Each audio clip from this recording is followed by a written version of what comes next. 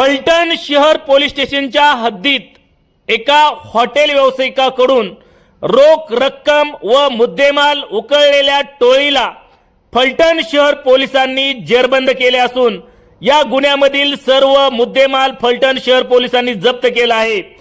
प्रेम संबंधाचे आमिष दाखवून एका महिलेने एका प्रतिष्ठित व्यापाऱ्याला फलटण येथे बोलवून घेतले होते। त्यानंतर त्याच्यावर खोट्या गुन्ह्यात अडकवण्याची धमकी देऊन मारहाण करून या ठिकाणी रोख रक्कम व मुद्देमाल उकळला होता। या गुन्ह्यात वापरलेले सर्व सुमारे 32,73,000 किमतीचा मुद्देमाल आरोपींकडून हस्तगत करण्यात आला आहे।